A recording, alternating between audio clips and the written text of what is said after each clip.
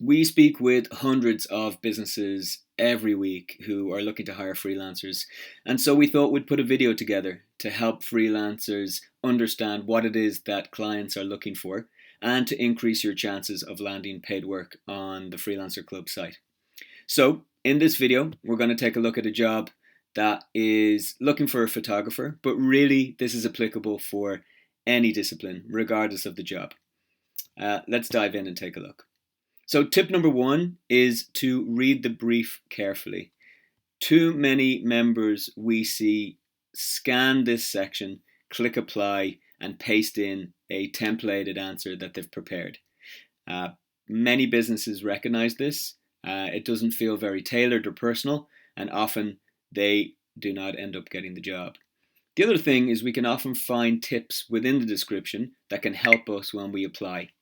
For example, this individual is looking for 100 raw images and 10 of those to be retouched, so we know there's a little bit more work to be done. They've also asked for 2 types of formatting. It's not that clear, so maybe we need to ask a question about that. They've also said they want to use their staff instead of models, and we know that that's going to take a little bit longer, so that needs to be factored into our quote. They've also given us a list of skills that they're looking for, so that can give us an idea of what type of shoot it's going to be. They've uploaded an attachment, and that's something that a lot of our members bypass and don't realize. But on some jobs, they will upload either an attachment or a mood board, and with that, we can get a better understanding of the type of thing they're looking for. So in this instance, they've uploaded a mood board with the type of lifestyle shots that they'd like us to produce. So the other options we have at this stage is we can message the client or we can save for later.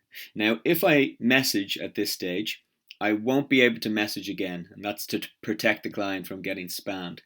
So if I am going to send a message before my application, it's very important that I am asking questions that haven't already been answered in the job description itself.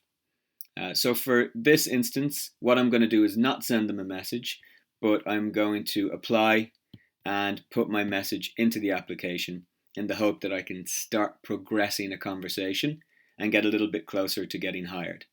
So in my message, I would put a few bits and pieces about who I am. And again, it's not the end of the world if this is copy and pasted, but please do tailor it so that it's applicable to the job.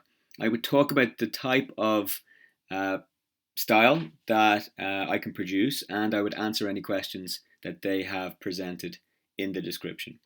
In my quote, I would put a quote together that I felt was competitive, and if I didn't have enough information to quote accurately, I would make sure I put a sentence in my message to say so, and typically something like, I've quoted for your description, but if I could get a little bit more information, I'll be able to quote more accurately.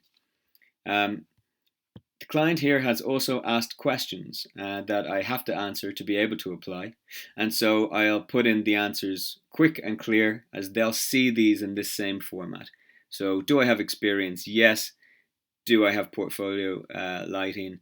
Yes. And the last area that I think is often overlooked is choosing a portfolio to show the employer. Now, members won't see this option if they haven't created portfolio galleries in their profile. It's something we really recommend you do, as it can be a great way to show employers very distinct types of imagery that you've produced. So in this example, I've got a wedding, fashion and lifestyle portfolio set up, and as this is a lifestyle shoot, that's what I'm going to send them. And that's it. I'll click apply, and I will hopefully hear back from the client to eventually land the job.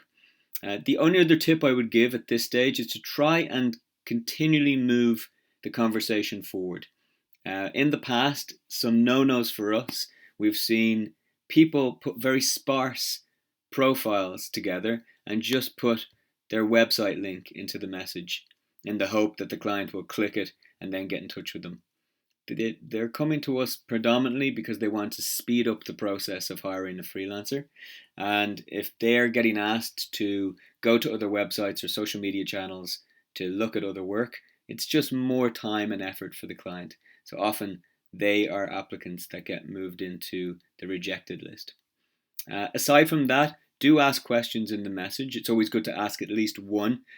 Don't ask too many or else it will feel a bit overwhelming. And the overall idea, try and make it easy for the client to say yes.